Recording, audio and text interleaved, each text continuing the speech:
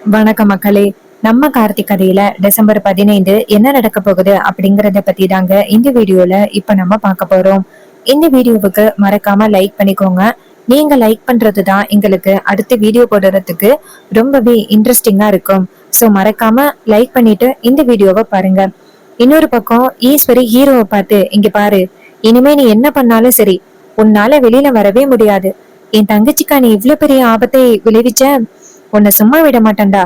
என் அம்மாவுக்கு தான் அவ்வளவு பெரிய ஆபத்தை உன் குடும்பமே சேர்ந்து இப்படி பண்ணிச்சு அப்படின்னு பார்த்தா, என் தங்கச்சியையும் காலி பண்றதுக்கு நீங்க எல்லாரும் சேர்ந்து பிளான் பண்றீங்கல்ல, உங்களை சும்மா விட மாட்டேன் அப்படின்னு சொல்ல, அப்ப ஹீரோ சொல்றாரு, இங்க பாருங்க அத்தை, நீங்க சும்மா நடந்தது எல்லாம் வச்சு என் மேல பழி போடுறீங்க. ஆனா என்ன நடந்துச்சு அப்படின்னு உங்களுக்கு தெரியல. உங்க தங்கச்சி தான் இது மாதிரி ஒரு பிளான் பண்ணிருக்காங்க. எப்படியாவது என்ன பழி வாங்கணும் அப்படிங்கறதுக்காக இப்படி பண்றாங்க. உங்க தங்கச்சி பண்ண இந்த கேடு வேலை கூடிய சீக்கிரம் உங்களுக்கு தெரிய வரும். தெரிய வந்த பிறகு நான் எப்படிப்பட்டவன் அப்படிங்கறத புரிஞ்சுப்பீங்க. உங்க கூடவே இருந்து உங்களுக்கு துரோகம் பண்ற உங்க தங்கச்சிய பத்தி தெரிஞ்சுப்பீங்க. ஈஸ்வரி சொல்றாங்க, டேய், என் தங்கச்சிய பத்தி என்கிட்டயே தப்பா சொல்றியா? என் தங்கச்சி என்னைக்குமே எனக்கு எந்த வகையிலயும் துரோகம் பண்ண மாட்டான். அந்த கடவுளே என் தங்கச்சியை பத்தி தப்பா சொன்னாலும் நான் நம்ப மாட்டேன்டா அப்படின்னு சொல்லிட்டு ஈஸ்வரி அதிகாரிங்களை பார்த்து, இங்க பாருங்க சார், என்ன நடந்தாலும் சரி, இவனை மட்டும் வெளியில விடாதீங்க. அதிகாரிங்க சொல்றாங்க, சரிங்க மேடம் அப்படின்னு சொல்ல ஈஸ்வரி நேரா அந்த இடத்துல இருந்து வெளியில வராங்க. அதிகாரி நேரா ஹீரோவை பார்த்து, பார்க்க நல்லா படிச்ச பையன் மாதிரி இருக்கிற, நீ ஏன் இப்படி ஒரு காரியத்தை எல்லாம் பண்ற? ஹீரோ சொல்றாரு, ஐயோ சார், சொல்றது கேளுங்க சார், நான் அப்படியெல்லாம் எதுவுமே பண்ணவே இல்லை. அவங்களுக்கும் எனக்கும் ஒரு சின்ன பகை இருக்கு. அத அவங்க சரி கட்டிக்கணும் அப்படிங்கறதுக்காக என் மேல இப்படி ஒரு பழிய போட்டிருக்காங்க சார். நான் அப்படி பண்ணவே இல்லை சார், கொஞ்சமாவது புரிஞ்சுக்கிடுங்க. அதுக்கு அதிகாரி சொல்றாங்க, இங்க பாருங்க, எங்களுக்கு வேண்டியது சாட்சி மட்டும்தான். நீங்க பண்ணல அப்படிங்கிற சாட்சி எங்களுக்கு கிடைச்சிச்சு அப்படின்னா உங்களை விடுதலை பண்ண போறோம். நீங்க தேவையில்லாம இப்படி சத்தம் போறதுல எந்த வித பிரயோஜனமும் இல்லை அப்படின்னு. இத கேட்டதும் நம்ம ஹீரோ நீங்க பாருங்க சார், சொல்றது கேளுங்க சார். அதிகாரி சொல்றாங்க, சார், நீங்க படிச்சவங்க தானே, நீங்க என்ன தப்பு பண்ணீங்க அப்படிங்கறது சாட்சியோட நிரூபிக்கப்பட்டுட்டு அப்படின்னா உங்களுக்கு தண்டனை, அப்படி நிரூபிக்கப்படல அப்படின்னா உங்களை ரிலீஸ் பண்ண போறோம், அவ்வளவுதான் சார். நீங்க சும்மா இப்படி கத்திக்கிட்டு இருக்கிறதுல எந்தவித பிரயோஜனமும் இல்ல சார். அப்ப ஹீரோவுக்கு என்ன பண்றதுன்னே புரியல. அப்போ நம்ம பாட்டி விஷயத்தை கேள்விப்பட்டு அங்கிருந்து ஓடி ஐயா பேராண்டி அப்படின்னு சொல்லிட்டு ஓடி வராங்க. அதிகாரி நேரா பாட்டிய பார்த்து, அம்மாமா எங்கம்மா போறீங்க? அவரையெல்லாம் போய் பார்க்க கூடாதுமா. பாட்டி சொல்றாங்க, என்னையா, என் பேரன் அப்படி ஒரு தப்பையெல்லாம் பண்ணிருக்க மாட்டாயா? இது எல்லாமே அந்த சந்திராவோட திட்டமா தான் இருக்கும். இங்க பாரியா, நான் போய் ஈஸ்வரியோட கால்ல விழுந்தாவது எப்படியாவது உன்னை வெளியில கொண்டு வந்துடுறேன். அதுக்கு ஹீரோ சொல்றாரு, பாட்டி, கண்டிப்பா அத்தை ஒத்துக்கிறதுக்கு வாய்ப்பே இல்ல பாட்டி.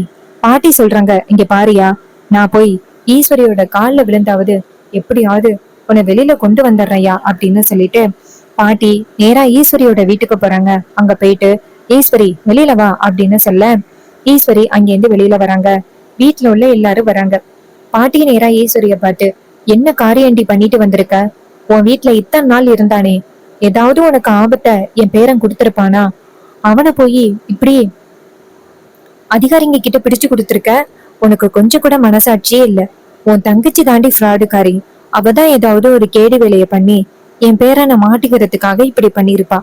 ஆனா நீ என் பேரனுக்கு இவ்வளவு பெரிய பிரச்சனை கொடுக்கற. இங்க பாரு, மரியாதையா என் பேரனை இப்ப வெளியில அனுப்புறியா இல்லையா அப்படின்னு ராஜா ஈஸ்வரிய பார்த்து, ஈஸ்வரி என்னாச்சு? பரமேஸ்வரி சொல்றாங்க, மவனே உனக்கு தெரியாதா, என் பேரனை இவ அதிகாரிங்க கிட்ட பிடிச்சு கொடுத்துட்டா. இதை கேட்டதும் ராஜா ரொம்ப அதிர்ச்சி ஆகுறாரு. ஈஸ்வரி சொல்றாங்க, இங்க பாரு, என் தங்கச்சிக்கு அவன் ஆபத்தை விளைவிச்சான், அதனால அவனை அதிகாரிங்க கிட்ட பிடிச்சு கொடுத்துட்டேன். மத்தபடி நான் வேற எந்த தப்பும் இல்ல. இந்த மாதிரி நீ சத்தம் போட்டுக்கிட்டு இருக்கிறதுக்கு பதிலா உன் பேரனுக்கு போயிட்டு புத்திமதி சொல்லு. அதுக்கு ஈஸ்வரி சொல்றாங்க, பரமேஸ்வரி சொல்றாங்க, இங்க பாரு, நீ தயவு செஞ்சு என் பேரனை வெளியில விட சொல்லு அப்படின்னு.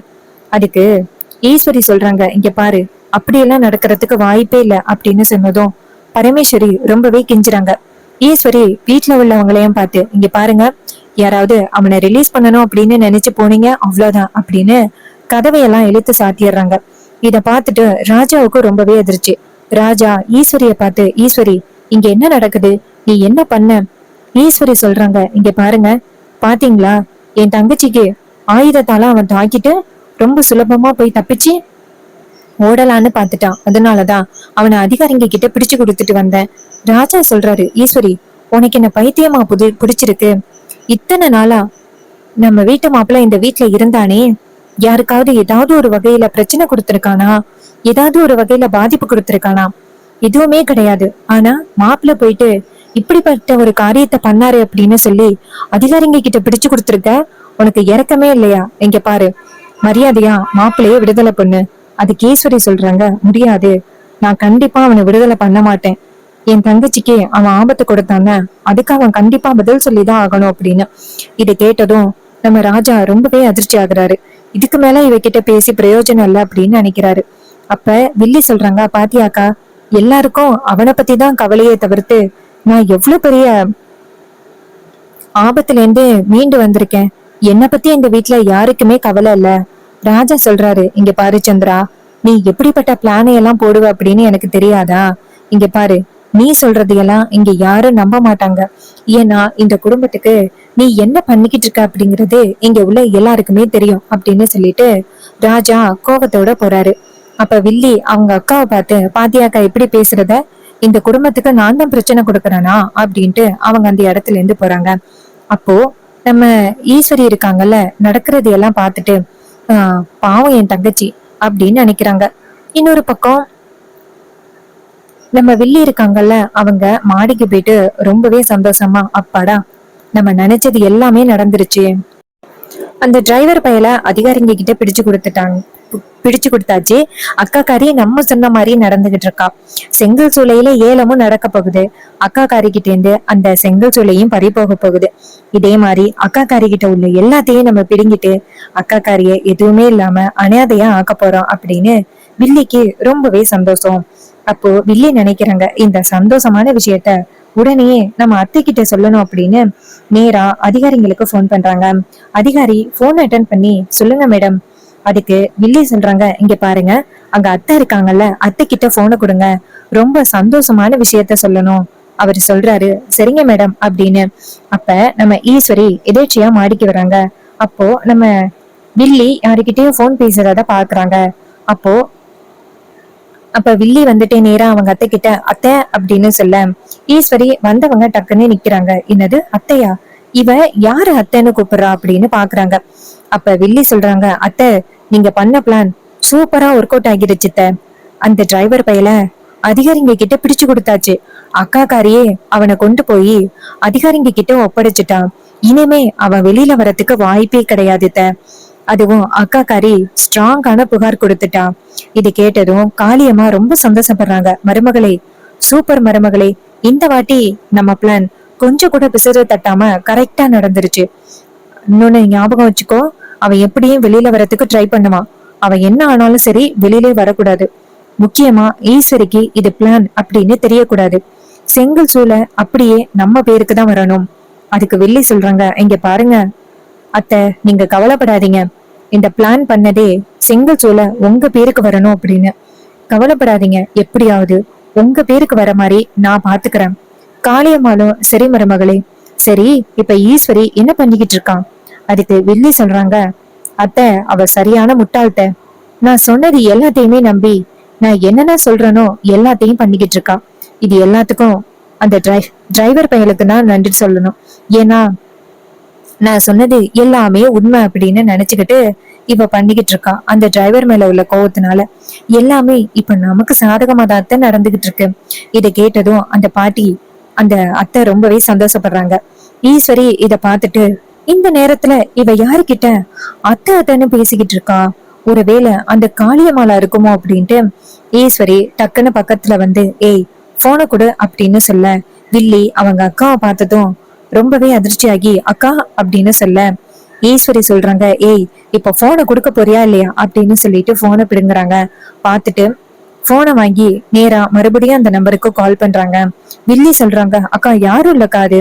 ஈஸ்வரி சொல்றாங்க, என்னடி யாரும் இல்ல, இவ்வளவு நேரம் அத்தை அத்தைன்னு பேசிட்டு இப்போ யாரும் இல்லைன்னு சொல்றியா? மரியாதையா இவ்வளவு நேரம் நீ யாருக்கிட்ட பேசிக்கிட்டு இருந்த அப்படிங்கறத இப்ப சொல்ல போறியா இல்லையா?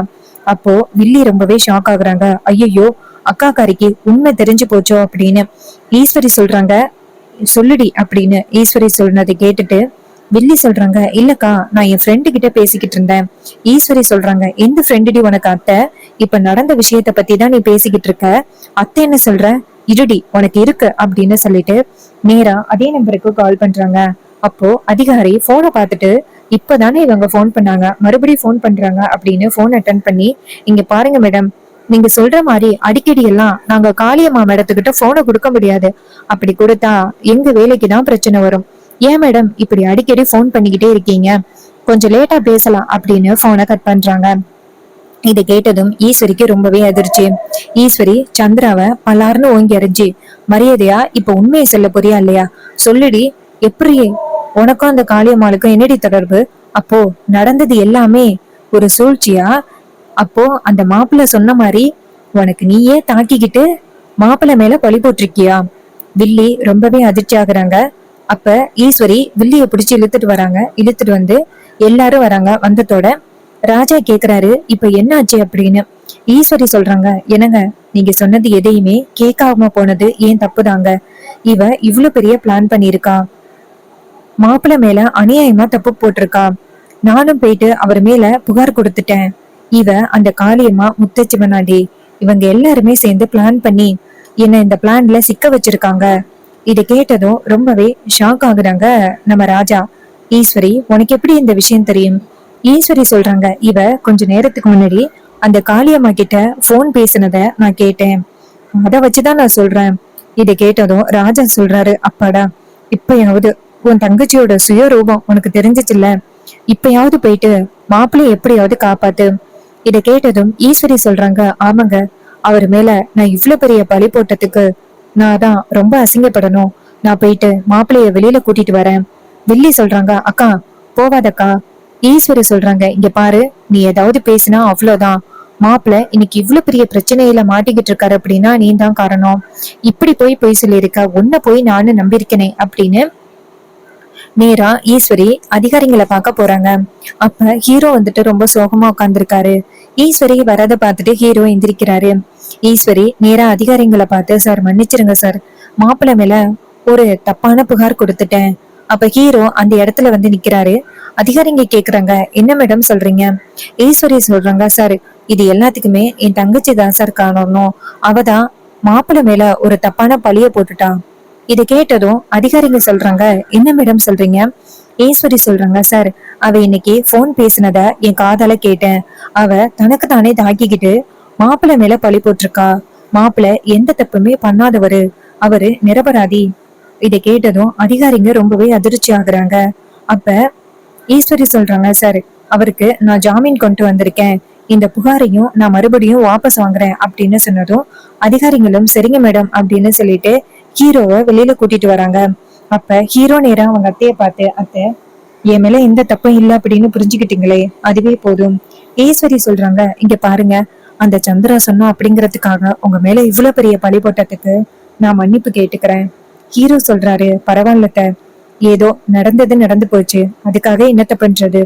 அதுக்கு ஈஸ்வரி சொல்றாங்க, சாரி மாப்பிள்ள, அந்த சந்திரா சொன்னா அப்படின்னு இப்படி பண்ணிட்டேனே. ஹீரோ சொல்றாரு, அத்த ஆரம்பத்துல இருந்து அவங்க இதான் பண்ணிக்கிட்டு இருக்காங்க. எப்படியாவது நம்ம குடும்பத்தை பழி வாங்கணும் அப்படின்னு அந்த காளியம்மா சிவனாண்டி கூட சேர்ந்து இப்படி ஒரு பிளான் பண்ணிக்கிட்டு இருக்காங்க. அவங்கள பத்தி நீங்க புரிஞ்சுக்கிட்டாலே போதும். ஈஸ்வரி சொல்றாங்க, மாப்பிள்ள இவ்வளவு நாள் அவ எனக்கு கூடவே இருந்துகிட்டு எனக்கு இவ்வளவு பெரிய துரோகத்தை பண்ணிக்கிட்டு இருந்திருக்கா. அது தெரியாம நான் இருந்திருக்கேன், என்னை மன்னிச்சிருங்க மாப்பிள்ள அப்படின்னு சொல்ல ஹீரோ சொல்றாரு, பரவாயில்லத்த அப்படின்னு. அதுக்கப்புறம் அதிகாரி சொல்றாங்க, சார் இதுல கையெழுத்து போட்டீங்கன்னா உங்களுக்கு எந்த பிரச்சனையும் இல்லை. ஹீரோ கையெழுத்து போட்டுட்டு வெளியில வராரு. ஈஸ்வரி சொல்றாங்க, சாரி மாப்பிள்ள. ஹீரோ சொல்றாரு, அத்தை எத்தனை தடவை சொல்லுவீங்க, பரவாயில்லத்த அப்படின்னு சொன்னதும் ஈஸ்வரியும் சரிங்க மாப்பிள்ள அப்படின்னு சொல்றாங்க. சோ இந்த கதை உங்களுக்கு பிடிச்சிருந்துச்சுன்னா இந்த வீடியோவுக்கு மறக்காம லைக் பண்ணிக்கோங்க. நீங்க லைக் பண்றதுதான் எங்களுக்கு அடுத்த வீடியோ போடுறதுக்கு ரொம்பவே இன்ட்ரெஸ்டிங்கா இருக்கும். சோ மறக்காம லைக் பண்ணிட்டு இந்த வீடியோவை பாருங்க. தேங்க்யூ ஃபார் வாட்சிங். நெக்ஸ்ட் வீடியோல பார்ப்போம்.